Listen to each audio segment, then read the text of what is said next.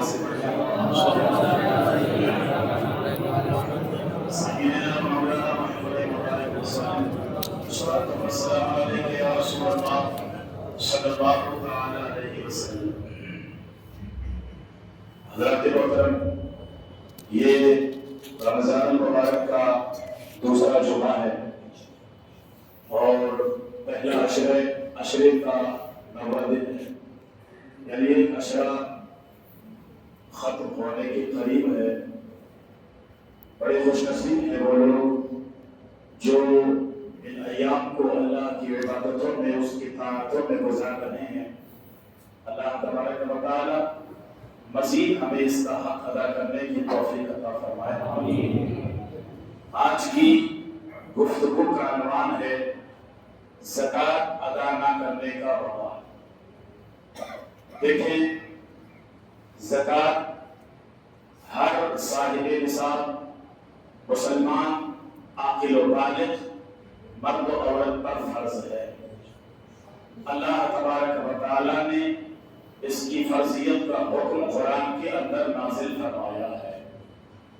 لہذا اس کا انکار کرنے والا کافر ہو جائے گا، اسلام سے پھر جائے گا، اور اس کو ادا کرنے میں دیر کرنے والا یا مکمل طور پر پوری نہ ادا کرنے والا یہ عذاب جہنم کا مستحق ہوگا.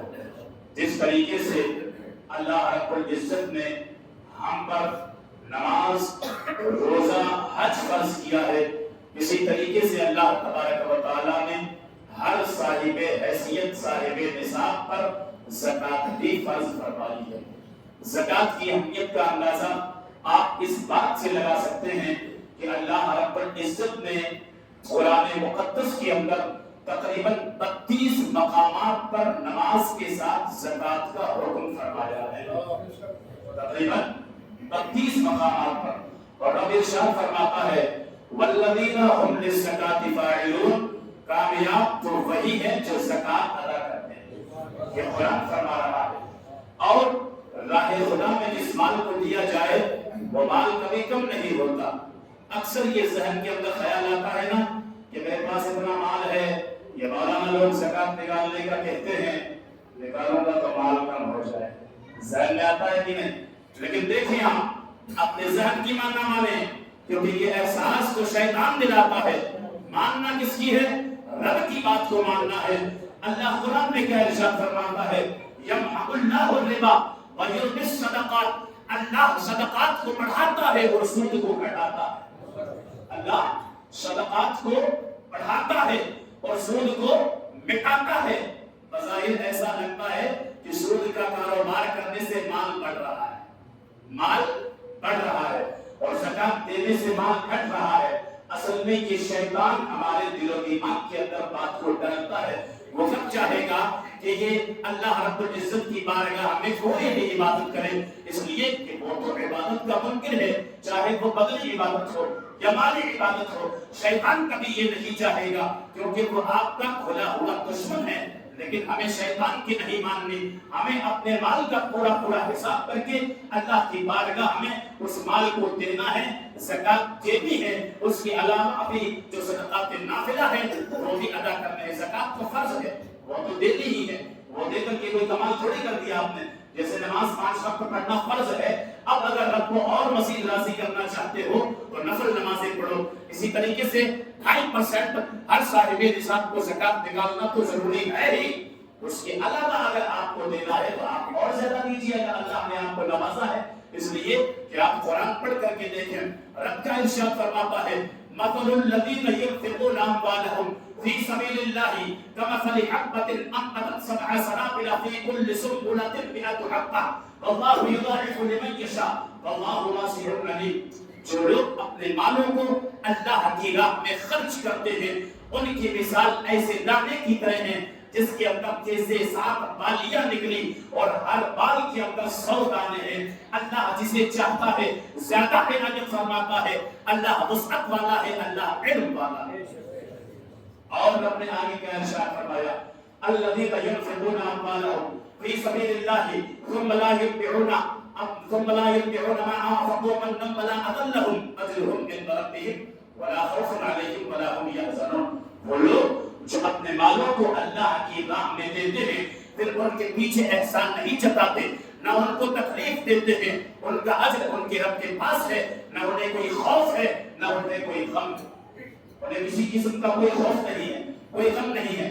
یعنی اللہ کی راہ میں اپنا مال دے دیا، اب مال دینے کے بعد اس غریب سے احسان نہ جتانا. آپ نے زکات دی یا کسی بھی طریقے کا کوئی صدقہ اللہ کی راہ میں دے دیا، اب اس کے بعد آپ یہ چاہتے ہیں کہ میں نے اس کے اوپر احسان کر دیا کہ میرا فلاں کام کر دے، بازار سے مجھے فلاں چیز لا کر کے میرے گھر پر پہنچا دے.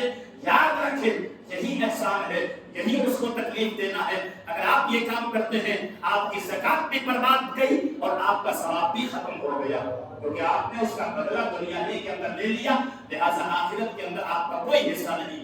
اس کام سے بھی ہمیں پرہیز کرنا ہے، خالص اللہ کی رضا کے واسطے اپنے مال کی زکات ادا کرنی ہے. اور دیکھیں جو لوگ زکات ادا نہیں کرتے ان کے تعلق سے بھی سنیں قرآن کا ارشاد فرماتا ہے، رب ارشاد فرماتا ہے والذین یکنزون الذھب والفضة ولا ينفقون فی سبیل اللہ فبشرھم بعذاب الیم.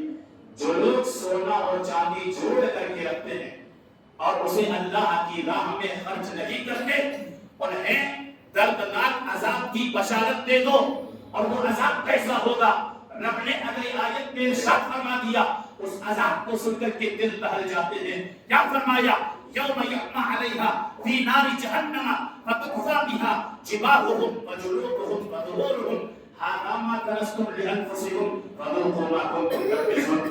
جس دن تپایا جائے گا جہنم کی آگ کے اندر اور اس سے اس کی پیٹھ، اس کی کروٹوں اور پیشانی کو داغا جائے گا. یعنی جو سونا اور چاندی تو نے جوڑ کر کے رکھا ہے، جمع کر کے رکھا ہے، 2.5% زکات ادا نہیں کیا ہے، کل قیامت کے دن اسی سونے اور چاندی کو جہنم کی آگ کے اندر تپا کر کے تیری پیٹھوں کو داغا جائے گا، تیری پیشانیوں کو داغا جائے گا اور تیری کروٹوں کو داغا جائے گا. ہے اسی کے اندر. اور رب آگے ارشاد فرماتا ہے ھذا ما کنزتم، یہ وہی ہے جب تو نے دنیا کے اندر جوڑ کر کے رکھا تھا.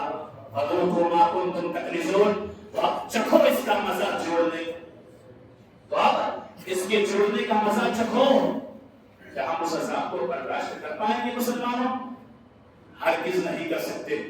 اعلیٰ حضرت علیہ رحمہ فرماتے ہیں کہ عزیز رب کے فرمان کو ہنسی مذاق نہ سمجھ، ذرا تصور کر کے دیکھ، ذرا سوچ کر کے دیکھ کہ کہاں کی دنیا کی آگ، کہاں وہ جہنم کی آگ.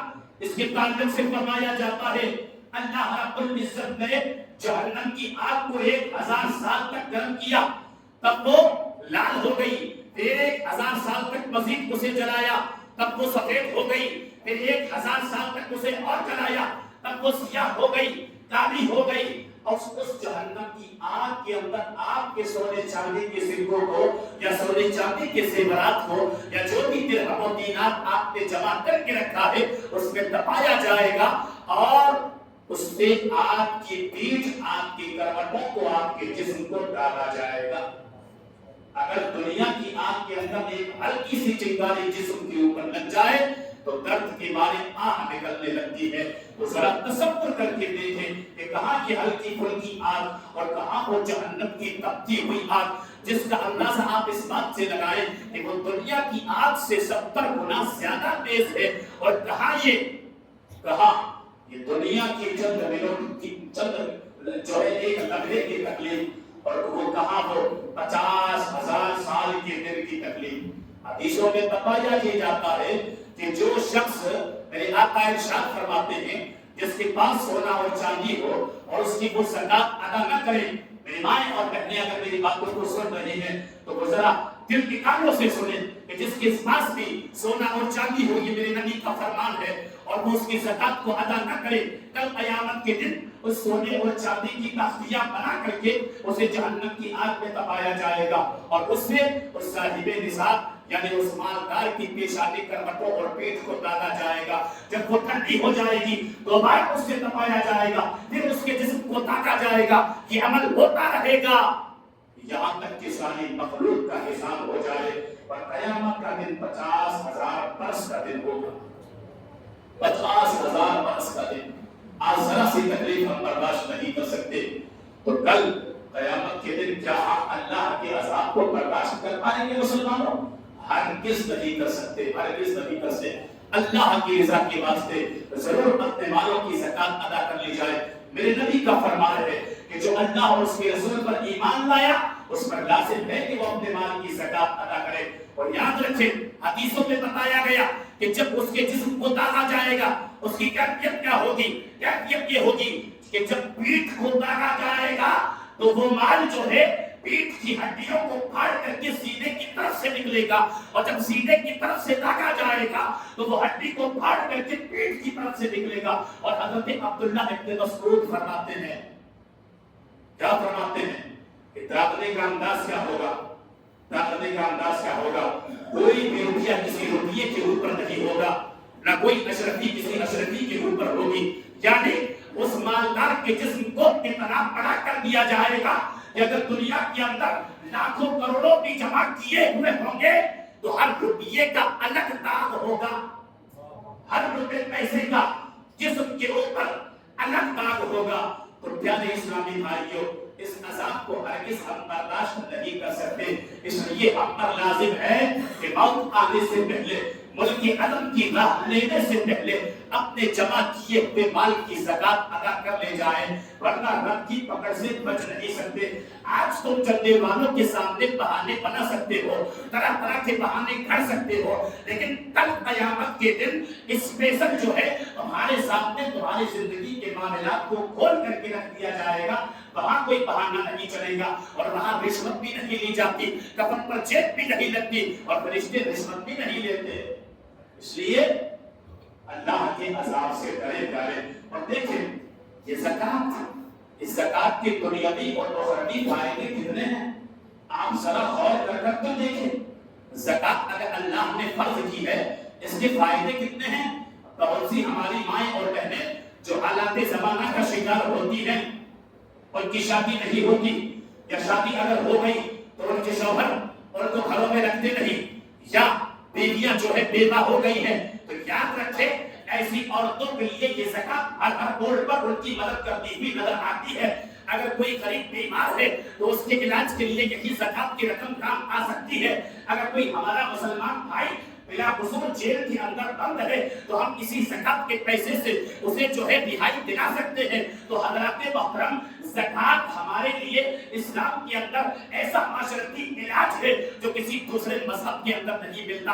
اگر ہم اپنے مال کی صحیح طور پر زکات ادا کریں تو ہماری ماں اور بہنوں کو کام کے نام پر نوکری کرنے کی، نوکری کے نام پر دوسروں کے یہاں کام کرنے کی ضرورت نہیں پڑے گی، اور وہ زمانے میں پھیلے ہوئے گندے عناصر کی گندی نظروں سے اپنی عزت کو محفوظ کر سکے گی۔ تو عزیزان ملت اسلامیہ، آج بارہا یہ دیکھا جاتا ہے کہ مسلم علاقوں کے اندر مسجدوں کے باہر نوجوان عورتیں، مسلمانوں کی عورتیں بھیک مانگتی ہوئی نظر آتی ہے، بھکاری ہاتھ پھیلاتے ہوئے نظر آتے ہیں۔ اگر ہم لوگ زکات ادا کرنے میں سنجیدہ ہو جائے تو یقیناً کسی کو بھیک مانگنے کی ضرورت نہیں پڑے گی۔ آپ تاریخ کا مطالعہ کر کے دیکھو، حضرت عمر بن خطاب کے زمانے میں، حضرت عمر بن عبد العزیز کے زمانے میں کس قدر انصاف تھا، کس قدر لوگ اپنے مالوں کی زکات ادا کرتے تھے کہ زکات لینے والا کوئی نہیں بچا تھا۔ اس قدر زکات ادا کرتے تھے کہ زکات لینے والا کوئی نہیں بچا تھا۔ ہاں، اگر کوئی امیر ہے، اللہ نے کسی کو مال دیا ہے تو اس کو رب نے اپنی مرضی ہی سے مال دیا ہے۔ اگر کوئی غریب ہے تو اللہ نے اپنی مشیت سے، اپنی حکمت ہی سے اسے غریب بنایا ہے۔ وہ چاہے تو سب کو مالدار فرما دے، لیکن اللہ رب العزت جو ہے کسی کو مال دے کر کے آزماتا ہے، کسی کو غریب رکھ کر کے آزماتا ہے۔ اللہ تعالیٰ کسی کو مال دے کر کے آزماتا ہے کہ میری راہ میں خرچ کرتا ہے کہ نہیں، میرا شکر ادا کرتا ہے کہ نہیں، اور کسی کو غریب رکھ کر کے آزماتا ہے کہ غربت و افلاس تنگدستی کے عالم میں وہ میرا شکر ادا کرتا ہے کہ نہیں۔ اس لیے ہم اپنے بھائیوں کا خیال رکھیں، اپنے مدارس کا خیال رکھیں، اپنے شہر کے مدارس کا خیال رکھیں۔ حافظہ کے صاحب قبلہ جو لڑکیوں کا مدرسہ چلاتے ہیں، ہر سال آتے ہیں، اس سال بھی ہمارے درمیان موجود ہے۔ जलसा आपने देखा होगा, गए होंगे, कितना बेहतरीन जलसा था, 64 बच्चियां फारिग हो गई थी। तो हम पर नाज़िल ये है कि हम जिन लोगों को जानते हैं, हमारी आंखों के सामने दीन का काम हो रहा है, या जिन मदारिस को, मदारिस अहले सुन्नत जो दूसरे शहर सूबों के अंदर हैं, जिन्हें हम जानते हैं, अपनी ज़कात का माल उन्हीं को दें। क्योंकि आजकल फरोड़ बहुत चल रहा है, फर्जी काम बहुत चल रहा है, लोगों को कमाने की नीयत नहीं होती, ज़हन में ख्याल आता है कि एक महीना रमजान में मेहनत कर लो, पूरे साल में ऐश करेंगे। तो जरा याद रख लो, अगर ऐसे शख्स को ज़कात दी जिसके बारे में आप जानते ही नहीं कि ज़कात का माल लेने का वो हकदार है कि नहीं, तो आपकी ज़कात अदा नहीं होगी, रुपया पैसा भी बर्बाद हुआ, ज़कात भी अदा नहीं ना हुई, तो गुनहगार के गुनहगार थे। इसलिए लाजिम है जिस तरीके से इमाम के पीछे नमाज पढ़ने से पहले ये देखते हो कि सुन्नी सहीहुल अकीदा है कि नहीं, वरना हमारी नमाजें तबाह और बर्बाद हो जाएगी। इसी तरीके से ज़कात अदा करने से पहले ये देखो कि बंदा ज़कात लेने का मुस्तहिक है कि नहीं। लोग बड़ी चीजें छप्पा छप्पा करके आ जाते हैं कि तहकीक कर लो। अब हमारे पास वो सियासत की नजर नहीं है कि हम यहाँ बैठे बंगाल में देख लेंगे कि मदरसा है कि नहीं, कश्मीर में देख लेंगे कि मदरसा है कि नहीं। फर्जी चीजें बहुत होने लगी है। इसलिए आप लोग ज़कात का माल देने से पहले पूरी तहकीक कर ले।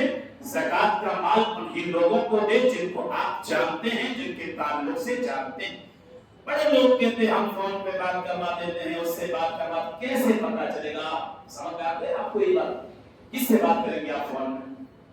किसी भी तरीके की सेटिंग हो सकती है, बंदा कर सकता है। तो ऐसे फराडियों से, ऐसे फर्जियों से बच करके रहे, ऐसे फर्जियों से बच करके रहे। और अल्लाह तबारक व तआला ने सिर्फ 2.5% ज़कात हम पर फर्ज की। कितना?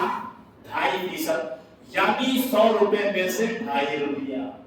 कितना? 100 में से 2.5 अल्लाह की राह में देना है। बकिया 97.5 रुपए आपको खुद खाना है। 97.5 रुपए, यानी 1 लाख में से 2500 रुपए अल्लाह की बारगाह में दे दो, बाकी 97,500 रुपए आपको अपने जात के लिए इस्तेमाल करने हैं। ये भी हम अदा नहीं करते, लेकिन हुकूमत 28% तक जीएसटी हमसे वसूल करती है और हम बखुशी अदा करते हैं। 2.5% ज़कात नहीं देते, लेकिन 28% जीएसटी हमारा गला दबा करके हमसे ली जाती है और हम बखुशी अदा करते हैं। लेकिन ज़कात अगर अदा कर दी जाए तो इसमें दुनियावी फायदा तो ज़ाहिर ही है कि हमारा भी फायदा है, और हमारे माल से उन गरीब मिस्कीन यतीमों का फायदा है कि जिनका कोई पुरसाने हाल नहीं है, जिनको कोई पूछने वाला नहीं है। और उखरवी फायदा तो अल्लाह ने उसकी बढ़ोतरी का वादा फरमा दिया, सवाब का वादा फरमा दिया, माल को बढ़ाने का वादा फरमा दिया है। एक देगा, अगर नियत में इखलास होगा, अल्लाह तबारक व तआला एक के बदले में तुझे 1000 के नाज़िल फरमाएगा, 70,000 के नाज़िल फरमाएगा। ये खुलूस के ऊपर है। जितनी नियत के अंदर खुलूस होगा उतना ही माल बढ़ता जाएगा। वल्लाहु युज़ाइफु लिमन यशा, वो जो चाहे, वो अगर चाहे तो इससे भी ज्यादा इनायत फरमा सकता है। वो विसअत वाला है, वो जो है हिकमत वाला है। और अज़ीज़ान मिल्लत इस्लामिया, दूसरी चीज ये कि ज़कात का माल, अब कुछ लोग ये समझते हैं, आलिमाएं और बहनें अगर बयान सुन रही हैं तो मैं कुछ जरूरी चीजें बता देना चाहता हूँ कि जो ज़ेवर पहना जाता है, इस्तेमाल में लाया जाता है, उन पर ज़कात नहीं होती। नहीं, ऐसा हरगिज़ नहीं। चाहे आप पहन रहे हो या तिजोरी के अंदर सजा करके रखा है, हर ज़ेवर पर ज़कात है।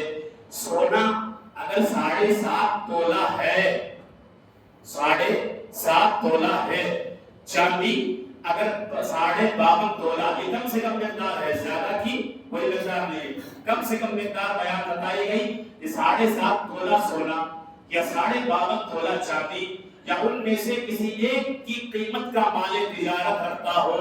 दुकानदार जरा कान खोल करके सुनिए, जो दुकान के अंदर अपना माल बेचते हैं, तिजारत के लिए माल रखा हुआ है, अगर उस माल की कीमत 52.5 तोला चांदी तक पहुंच रही है और उस माल को खरीदे हुए साल गुजर गया है, तो उस पर 2.5% ज़कात फर्ज है।